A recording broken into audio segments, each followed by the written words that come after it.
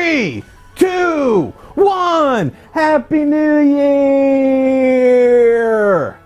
What's up, everyone? RGT85 here, and we are now in the year 2020, and there's still no flying cars or anything cool like that like we were supposed to see. I hope everyone had a safe and fun New Year's Eve celebration. I just sat around and watched the Twilight Zone marathon because, I mean, that's what I like to do on New Year's. But now we have some video game news to talk about, and there's some stories floating around that we definitely need to cover. First off, we're going to talk about Hideki Kamiya. One of the biggest trolls on the internet has some things to say about both Bayonetta 3 and the Nintendo Switch's UI interface. We got to talk about WWE 2K20 because, well, that's a funny story. I got a box of retro game treasure to look at, and finally we're going to talk about GameStop adding in 12 new SKUs into their system and database for the Nintendo Switch. And now a lot of people are thinking there's a Nintendo Direct coming very soon. So sit back, relax, make sure you subscribe to the channel, and let's talk about what's going on in the world of video games. So Hideki Kamiya is, of course, a very popular figure in the world of video games. He comes to us from Platinum Games, and he's a very outspoken individual who will quickly block you on Twitter.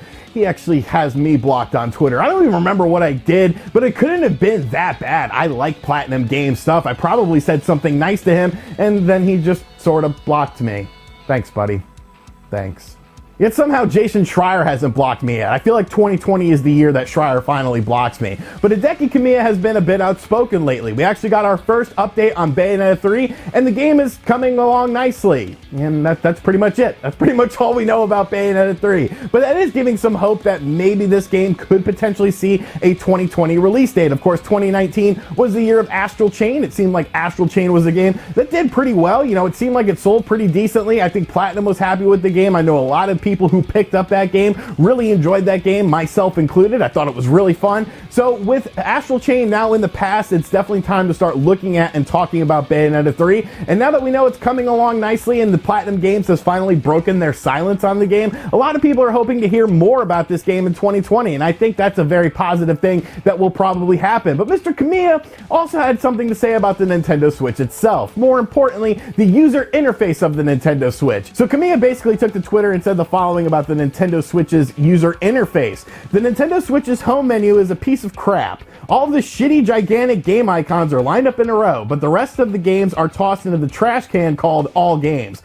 I wonder have they, the people that made the menu, ever played the Nintendo Fanboy Switch? And honestly, I can't say the dude is wrong. I mean, that's definitely one of the drawbacks about the Nintendo Switch is the lack of something like customizable themes or a customizable folder system. When I go to play a Nintendo Switch game, if I'm not, you know, playing a game that I played very recently, I'm having to scroll through tons of different icons, and it's like such a pain in the ass to try and find these games. So I think Kamiya is definitely right. I think even in the most diehard Nintendo Switch fans would agree that he is right on this. And maybe with developers talking out about the Nintendo Switch's user interface, maybe we can actually start to see some sort of progress with this, because I definitely think it needs to be updated. So I'm glad Kamiya is being outspoken, but come on, man, unblock me, dude. I just want to talk to you, man. You seem like a cool guy. Next up, let's talk about WWE 2K20, because wow, just when I thought things couldn't get worse with this game, somehow, some way, they have gotten worse. Now, WWE 2K20 is a game that we, of course, reviewed on this channel, and I really didn't like it all that much. And the crazy thing was, I didn't have all these crazy physics glitches that a lot of people had,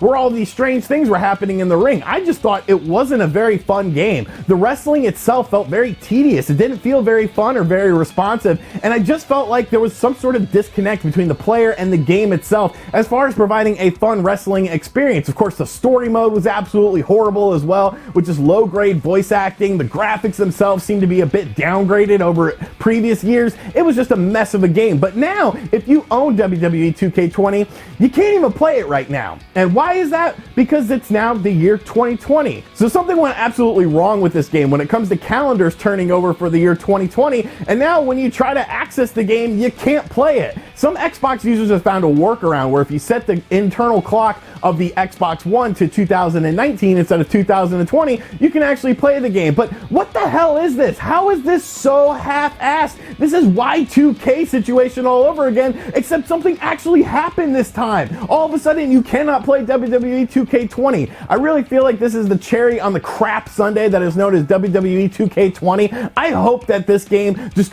undergoes a massive transformation with WWE WWE 2K21 because we all know it's going to happen. They're never going to take a year off, but definitely some things need to be addressed, and it really just goes to show you how rushed this game was. Now, at the time of the filming of this video, many people are still having problems accessing the game. Hopefully, there'll be a patch that comes along that'll allow you to play this game in the current year of 2020, but just so half-assed on 2K's part, and just a real disgrace to the WWE games of yesteryear. Next up, we got a box of Retro Game Treasure to check out. Retro Game Treasure is a monthly subscription service. They send you 3 to 5 games a month based on what systems you want to collect for. They have an inventory checklist so that they don't send you duplicates. It's a pretty cool service. You know, some of my boxes have been really good. Some of my boxes have been pretty crappy. I like the grab bag aspect of it, though. They send you things that maybe you wouldn't pick up commonly. They do send me a box to check out every month so that you guys can get some sort of indication of what games you will get sent. But yeah, not a bad little service. There's a link in the description box if you want to sign up. I don't get any kickback or anything, so if you don't sign up, I don't really care. See what we got in the box? Stare into your soul!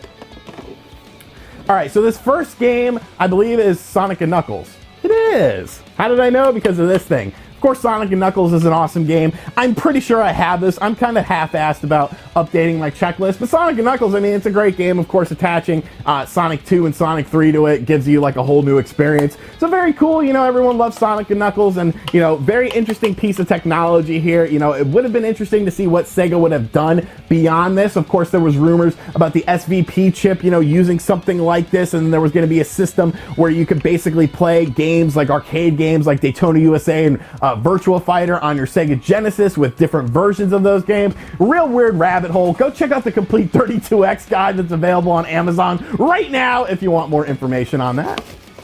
Next up, Master System game, Space Harrier. I mean, everyone loves Space Harrier. Classic arcade game, you know? Okay, I don't think I have it. Next up, Dreamcast game, Pod Speed Zone. I wonder if POD is on the, you know, the soundtrack of this game. They're in the South Town, you know that kid don't play. That's like their best song ever. Like, yes, they made other songs. The Rey Mysterio theme was pretty good, but South Town, like, that's a banger. That's a song I'll still listen to. Very good riff. You know, yeah, 60 frames per second speed racing game from Ubisoft. Don't own it, never played it. Final game in my box. Turn to your soul! Feels like a GameCube game.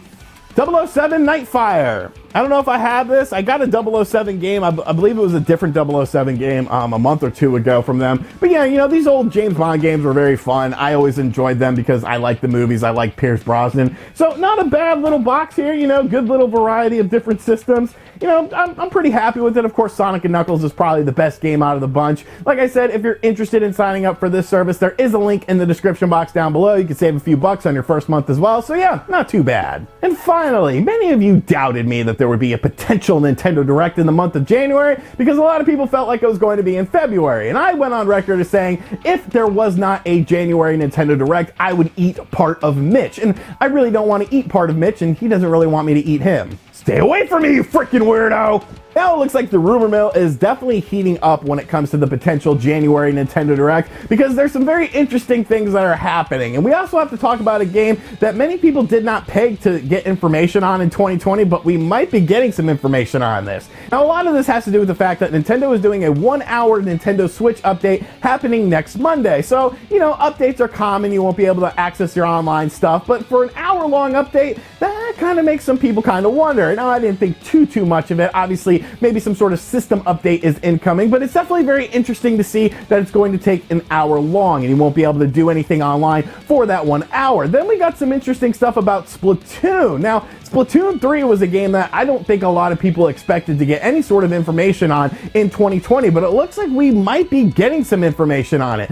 There's been a lot of cryptic tweets coming to us from Splatoon's Twitter account, and the most recent one is definitely very interesting. So last night, to celebrate 2020, they sent out a picture, and then when you look at this picture, the more you look at it, the more strange things start to pop up. So this picture went out last night from the Splatoon Twitter account saying, have a great 2020, and when you first look at it, you're like, okay, whatever. But then you start to look at it a bit more, and things get a bit weird. So when you look at the 2020 reflection, of course, the final 0 is sort of cut off. So it just says SOS in the reflection. And then if you look even deeper at the SOS, you can see that there's actually words put into there. It says, save our salmon. So what exactly does that mean? Obviously, Splatoon 2 is done with updates. Salmon Run was, of course, introduced into Splatoon 2 as well. So are they hinting at a potential 2020 announcement for a Splatoon 3? Honestly, I think that's within the realm of possibility. When you look at Splatoon 1 and Splatoon 2, the jump between those two games wasn't really all that crazy. It wasn't all that big.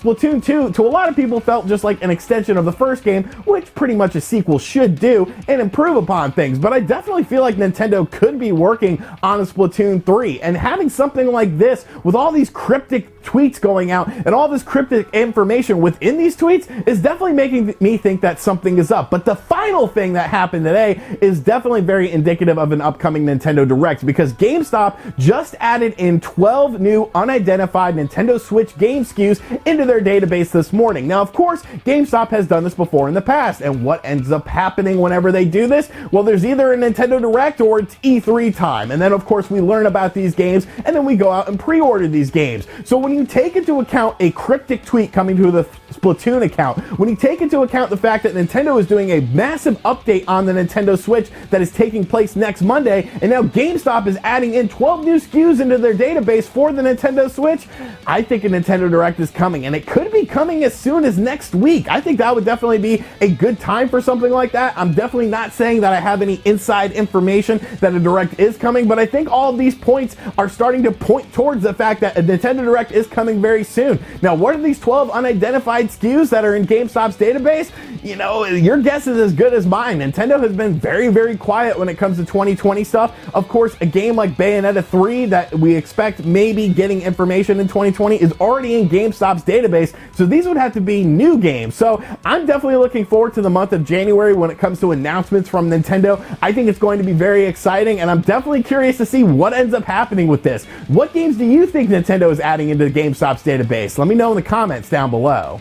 Alright, so that's going to do it for today's video. I hope you guys enjoyed this video, and like I said, I hope you had a fun and safe New Year's. I'm definitely looking forward to 2020. 2019 was absolutely incredible on the channel. We hit 265,000 subscribers, which is absolutely insane, and I definitely feel like this is going to be another big year for the channel. So let me know what your thoughts on all of these topics are in the comments section down below, and as always, guys, thank you for checking out this video. Be sure to check out the pinned comment in the comments section down below, to follow me on Facebook and Twitter. Check out the 32X book on Amazon. Get yourself some RGT merch if you got some leftover Christmas cash, and as always, I'll catch you guys on the next video. Later.